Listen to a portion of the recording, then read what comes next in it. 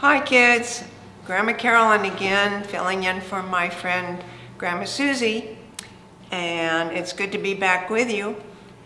I have another story for you today from the Animals' Easter. And we haven't had enough Sundays to read all the stories in the book, but we did read about the old dog and the little donkey. So today it's mostly about the birds, called the Dawn Chorus. It was very dark in the garden, which was not surprising, for it was still an hour before dawn. From deep inside the trees, I could hear rustles and twitterings. I came out of my nest and stood at the end of a branch. "What about a rousing chorus to welcome the day?" I said. There was no answer. "Come on now, I know you're all awake." The rustling stopped. "What's the point of welcoming the day?" came a voice from one of the trees. I sighed. "Look, I know it was very sad when they killed Jesus. We were right not to sing yesterday as a mark of respect, especially as his body's in the tomb in our garden. But life must go on, mustn't it? Birds have always sung at dawn, so surely we should sing." But no one had any heart for singing. I didn't really feel like it myself, although as song thrush and leader of the dawn chorus in the garden, I was, I suppose, in charge. I tried once more. Jesus would have wanted us to sing. If he was the Son of God, as people are saying, he wouldn't have wanted us to sit on our nests and mope. Didn't God create us to give pleasure with our singing? "You might be able to sing with a broken heart," said the sparrow. "I can't." I couldn't answer that. "Why did they kill him?" asked the chaffinch. "Because he was good," said the owl, who was flying restlessly from tree to tree. "He was so good he showed them up, especially the priests." "Why?" "They were meant to be good, but often weren't. And they were jealous of him," said the sparrow, "because people loved him." "They'd travel for miles to see him," said the lark. "I used to watch them. Then they'd wait for hours just to catch sight of him." "I was there when he fed thousands of people with just 5 small loaves and 2 fish," said the sparrow. "Why did he do that?" asked the chaffinch. "Because they were hungry and there weren't any markets nearby." "There was even food left over for us," said another sparrow, "for we were hungry too." "Never mind why he did it," I said impatiently. "What I want to know is how did he do it? I mean, 5 loaves and 2 fish would scarcely feed a family of birds, let alone all those people. It's just not possible." "It was a miracle," said the first sparrow.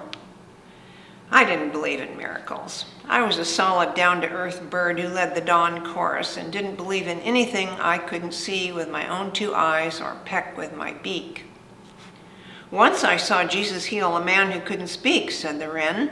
"He just laid his hands on him and the man began to talk." "And I saw him give a blind man his sight," said the lark. "A poor woman touched the hem of his robe and was made well," a bluebird added. "He loved poor people," said the lark. "He loved all people," said the sparrow. "He cared for them. Didn't he say that they were like sheep without a shepherd?" "I can't think why he loved them," I said. "Look what they did to him." "Even if he'd known that they would turn on him and kill him, he wouldn't have stopped loving," said the sparrow thoughtfully. "That was just the way he was." I lifted my head and sniffed the air. The wind was changing. It would soon be day. "Aren't any of you going to sing?" I asked.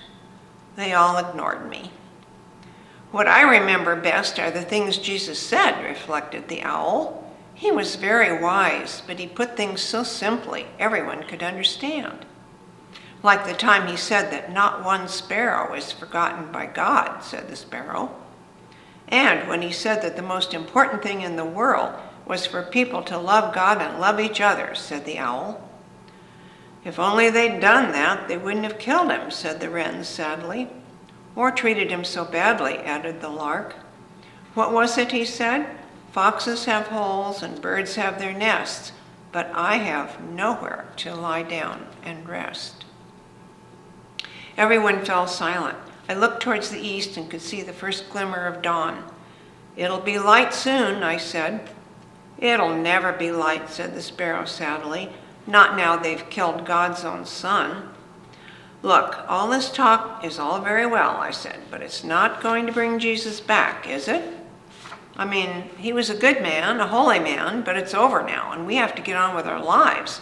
So how about a rousing chorus to start the day?" There was silence.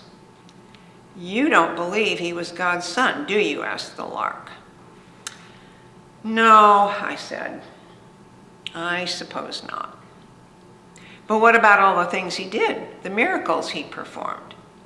"I didn't see any of them," I said stubbornly. "If I'd seen a miracle, I might feel the same as you. As it is, I just don't see the point of it. Why would God send his son to earth in the first place?" "Because he wanted to show people that he was close to them," said the sparrow, "that he understood them, and that he loved them," added the owl. "So why did God let him die then?" I persisted. No one could answer that. "Perhaps," the sparrow said at last, "perhaps he died so that people would be forgiven for the bad things they'd done." Everyone was quiet.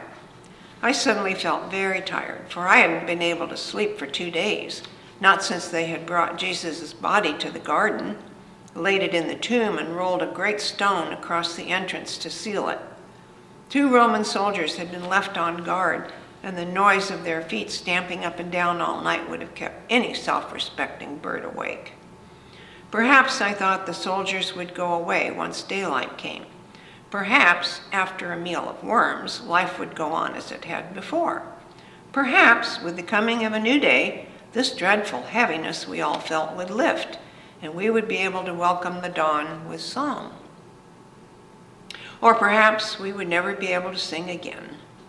But that wouldn't do. I didn't believe in moping. Do something positive if you're sad, like clean out your nest or stretch your wings. That's what my mother taught me when I was still a fledgling. "It's getting lighter," I said in an encouraging voice. No one spoke. Suddenly it was silent in the garden. There was no sound of the soldiers. Perhaps they'd gone, I thought hopefully. I listened. Then I heard footsteps, light and hesitating. They were coming towards us. I peered over the top of my nest. It was a woman. I could just make out her dark shape passing under the trees. She reached the tomb and stopped. I heard her draw in her breath. For a moment she stayed absolutely still. Then she turned and ran away. I flew down to the tomb. The great stone had been rolled to one side and the entrance was open. I flew inside and flew straight out again, shaking with fright, for there in the tomb were 2 strange figures. They looked like people, but had wings, great white wings. They shone with radiant light, and in that light I could see a heap of linen cloths. They were the cloths in which Jesus' body had been wrapped. There was no sign of Jesus. "What's happened?" asked the sparrow as I returned to my tree, but I was so shaken I couldn't speak. "He's not there," I said at last. "What do you mean, he's not there? He must be there. What's happened to the soldiers?" "They've gone." "So no one's there at all?" "Yes," I said, there are two, two what?"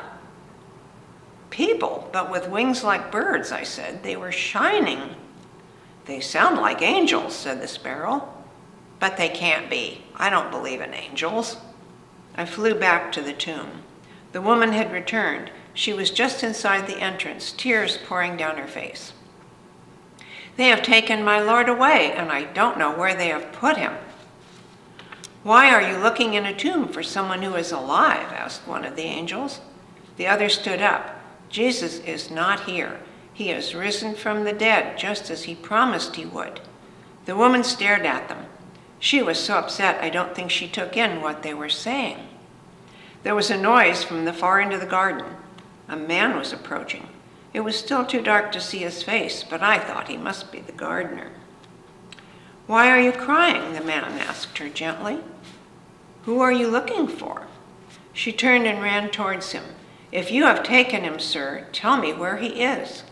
The man came closer. "Mary," he said, and at that moment a ray of sunshine fell across the man's face, and I saw him clearly for the first time. "It's Jesus," called the sparrow. "Master," Mary cried, and as daylight flooded the garden, I bowed my head, for at last I too believed that Jesus was God's Son, that he was special, that he had risen from his grave and was alive again, that he was the Lord of everything. I flapped my wings and soared high into the air. "Come on now, birds," I called. "Let's give a rousing chorus, for there never was a better dawn. Let's welcome the new day and the risen Lord." We raised our voices, and although I say so myself, it was the best dawn chorus there has ever been. And I hope you all have a really, really happy Easter, and I'll see you in a week.